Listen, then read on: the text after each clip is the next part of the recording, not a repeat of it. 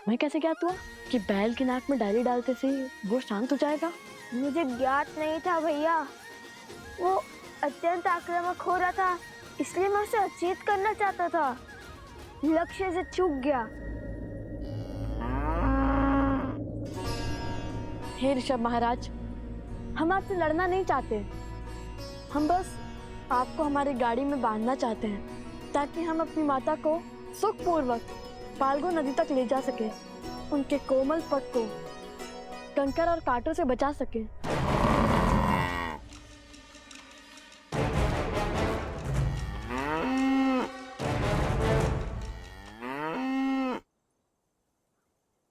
भैया लगता है मान गया। अब एक कार्य करता है, जैसे माता आश्रम में सारी गायों के सींग पर मोली धागा बांधती है, हम भी इसके सींगों पर मोली धागा बांध देते हैं। उचित है।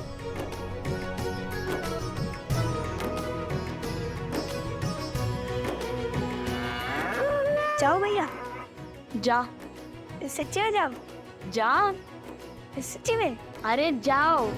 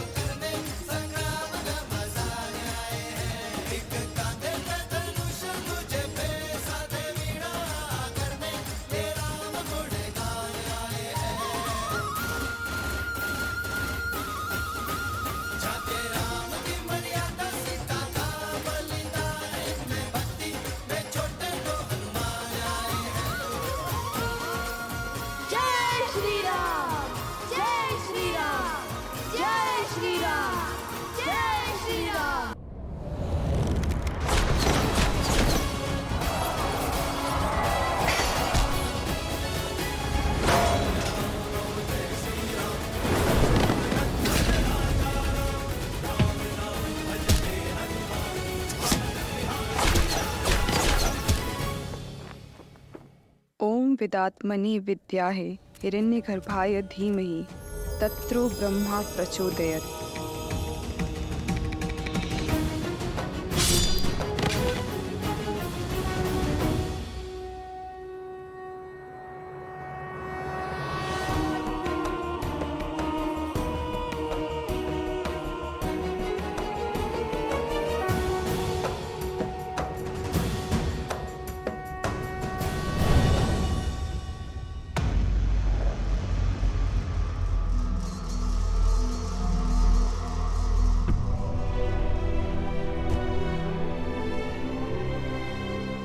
सेनापति,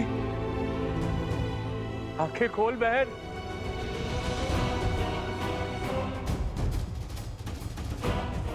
मुझे मेरी बहन चाहिए। क्या किया तुमने मेरी बहन के साथ?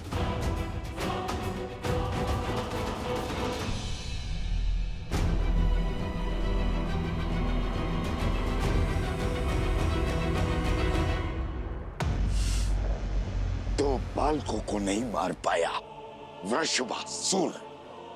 भैया अब हमारी बैलगाड़ी सज्ज है, अब माता को कोई कष्ट नहीं होगा।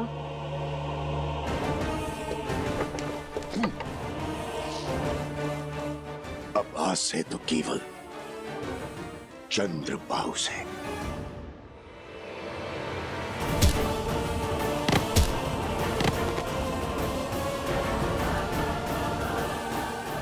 आज पिताश्री को मुझ पर कितना गर्व होगा। मैं शीघ्र ही राम की मृत्यु का शुभ समाचार दूंगा।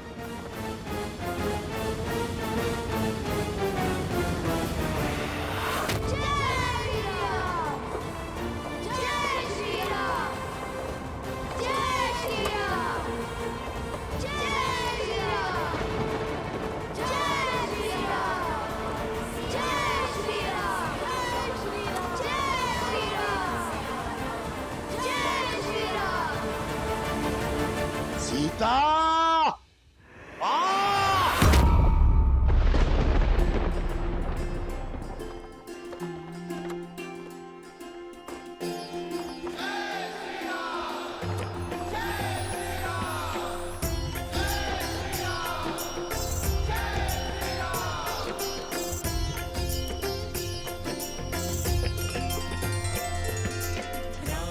अयोध्या की ध्वजा है। लगता है ऋषियों का कोई समूह उस पावन धरा में प्रवेश करने वाला है। आप कभी गई हैं वहां? बहुत सुना है धर्म की इस नगरी के बारे में। वहां के सुंदर सुंदर वन उपवन, कल कल बहती सरयू नदी, इक्ष्वाकु वंशजों की बड़ी बड़ी प्रतिमाएं और राजा राम का सुंदर महल।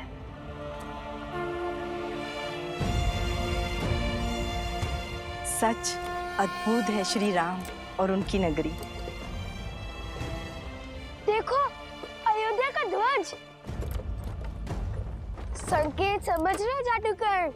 शीघ्र ही गुरुदेव हमें अयोध्या में प्रवेश करने की आज्ञा देंगे।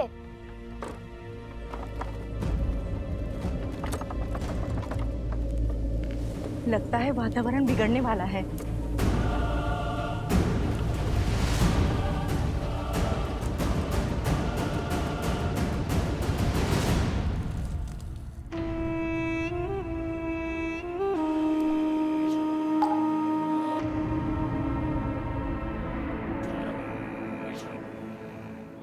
जागो, मैं तुम्हें अपना रूप, अपना स्वरूप, अपनी पहचान देता हूं। अपने महाराज को मेरा संदेश दो। इंद्र से जागने का समय आ गया है। अधर्म का आतंक फैलाने का समय आ गया है।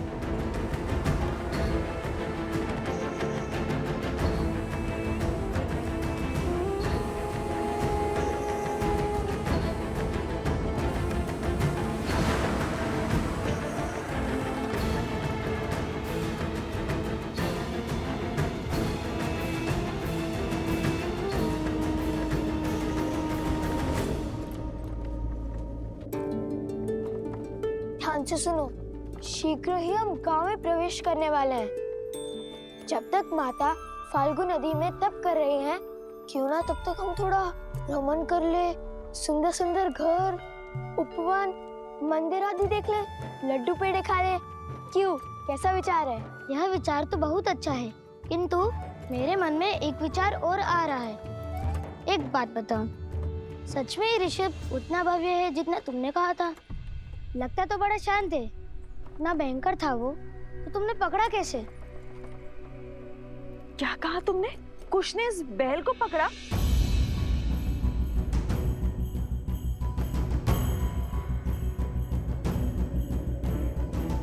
सुना आपने गुरु माँ, कुश ने उस अनियंत्रित वृषभ को अपने नियंत्रण में लिया।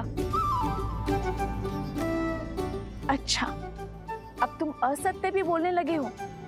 सत्य कह रहे हूँ माता, केवल मैंने नहीं किया, जो भी किया हम दोनों ने किया, है ना लव भैया? लव?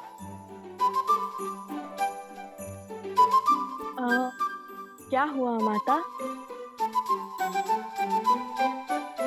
मुख बंद नहीं रख सकते थे? क्षमा कर दीजिए भैया, वो मित्र पूछ रहे थे तो मैंने बता दिया।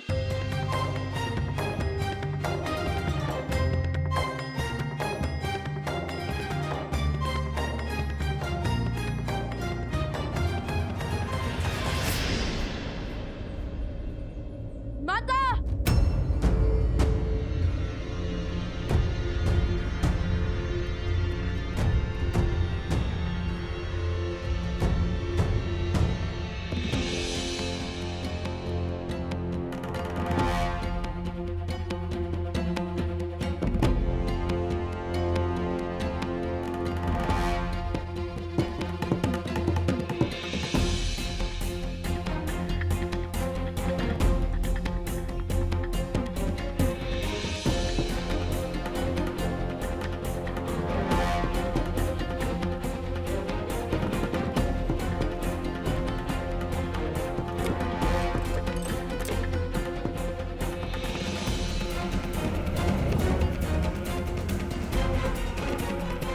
यहाँ तो ना घर बचा, ना मंदिर, ना लड्डू।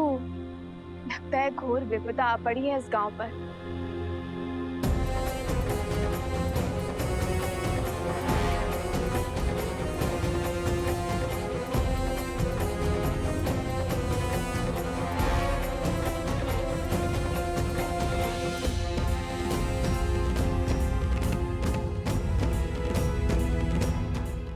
उजड़ा हुआ है माता, परंतु वो देखो उत्तर की ओर, वहाँ अभी भी एक वृक्ष है, घना वट वृक्ष।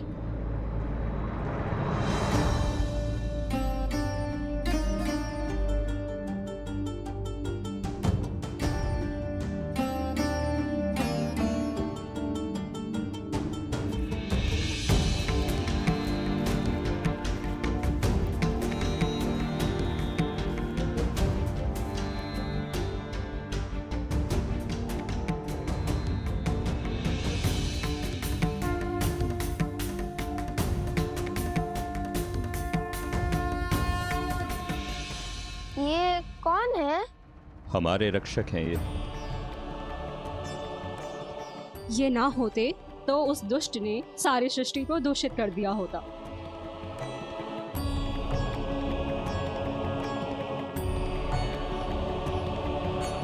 माता, ऋषिवर कब से तपस्या में लीन होंगे? अनेक वर्षों से। आपको कैसे पता? गांव के प्रमुख ने मुझे सब बताया। बहुत उपकार किया है इन ऋषि ने इस क्षेत्र पर। इनके तपोबल से ही ये केवल एक वृक्ष जीवित रह पाया है, अन्यथा आसपास का सभी क्षेत्र विष से पीड़ित होकर रिक्त हो चुके हैं, और जो बचे उनको कोसों दूर चलकर जाना पड़ता है शुद्ध जल लाने के लिए। अपने पूर्वजों के द्वारा बसाई धारा को छोड़ना सरल कहाँ होता है। ये क्षेत्र श्रापित है, अब तप कैसे होगा? श्रापित स्थान पर तब संकट को न्योता देने के समान है। क्या था श्राप? अधर्म का श्राप। जल इस संसार का सबसे शुद्ध तत्व है। जल को पीकर हम भीतर से और उसी से स्नान कर कर हम बाहर से शुद्ध होते हैं। वैसे ही प्रकृति में फैला पाप जल से ही शुद्ध होता है, किंतु जब पाप अपनी सीमा लांघ देता है तो वो मानव की दृष्टि से बच निकलता है, और तब सबसे पहले जल ही अशुद्ध होता है। पाप को रोकने के लिए पापियों का संहार करना ही होगा। बताइए, कौन है वो दुष्ट? भिन्न भिन्न असुर के कुल और उनका नायक ऋषि असुरी के तपोबल ने उसे यहाँ नदी के नीचे बांधा है, ताकि उसका प्रकोप इस क्षेत्र तक ही सीमित रहे, किंतु उसके यहाँ बनने के कारण उसने इस भूमि और यहाँ के जल को भी विषैला कर दिया है। अब उस पापी का अंत ही इस क्षेत्र के पाप का अंत करेगा। इतने वर्षों में उस असुर ने इस नदी में अपनी सत्ता स्थापित कर दी है। इस नदी तल में अपना महल तक बना दिया है। वो असुर जल में मक्र है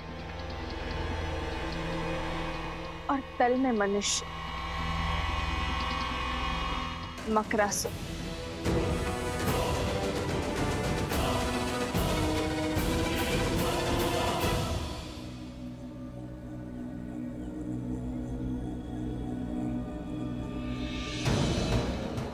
आओ मकरासुर, आओ, तुम्हारी ही प्रतीक्षा थी।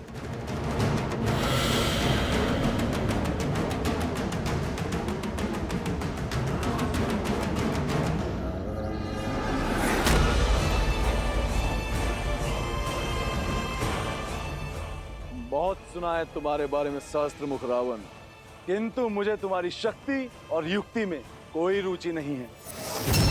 मैं यहाँ केवल तुम्हारे रक्त का मान रखने के लिए आया हूँ। सुमाली जैसे असुर और पुलस्त्य जैसे महान ऋषि का अंश जो है इसमें। मेरी युक्ति को तुम्हारी शक्ति की आवश्यकता है मकरासुर। असुर कुल के अस्तित्व का प्रश्न है मकरासुर। यूं मुख मत मोड़ो। देवासुर संग्राम के अंत के साथ मानवों और असुरों के संग्राम का शंखनाद हो गया। पूरी मानव जाति एक साथ असुरों के विरुद्ध आकर खड़ी हुई है। ऋषि यज्ञ और तब से हमारी शक्ति छीन करते आए हैं। ऋषि साधारण मनुष्यों के सहायक बन बैठे हैं और मनुष्य ऋषियों के संरक्षक। जल के बाहर जो भी हो, मुझे उससे क्या। मैं अपने राज्य में सुरक्षित हूं। देखो, धरा पे कैसा अकाल छाया है और यहां नीचे मैं साक्षात देवराज की भांति आनंद में मग्न हूं। ये राजपाट मेरे बल का प्रमाण है। गांव के गांव मेरे भय से खाली हो गए।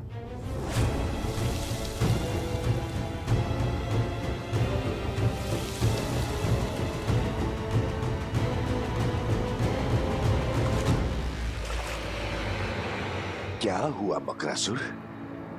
इतनी शीघ्रता क्या है? कोई है जिसके तप के बल से तुम फल्गु नदी की सीमा से बंधे हुए हो, जिसके कारण तुम क्षण भर से अधिक जल के बाहर नहीं रह सकते हो। ऋषि कर्ण का शिष्य ऋषि असुरी बरसों से तप कर रहा है, किंतु मुझे क्षति नहीं पहुंचा पाया। कुछ नहीं है उसके वश में। अगले 100 वर्षों में उसी पेड़ के नीचे उसका शरीर कीटों का भोजन बनेगा। फिर मैं स्वतंत्र होकर इस नदी के पार जा पाऊंगा और पलक झपकते ही मेरे 100 वर्ष बीत जाएंगे। यदि शत्रु एक से अधिक हुए तो, और 100 वर्ष यदि अनंत काल में परिवर्तित हो गए तो। किसकी बात कर रहे हो? कौन है वो? वही जिसने धर्म की स्थापना का बीड़ा उठाया है। कौशल नरेश श्री राम।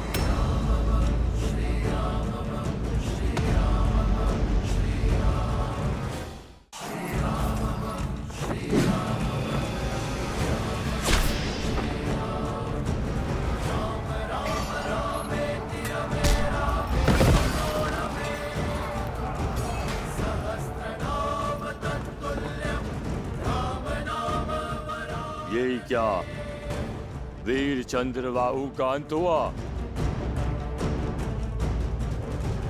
ओम विदात्मनि विद्याहे हिरण्यगर्भाय धीमहि तत्रो ब्रह्मा प्रचोदयत्। ओम विदात्मनि विद्याहे हिरण्यगर्भाय धीमहि तत्रो ब्रह्मा प्रचोदयत्।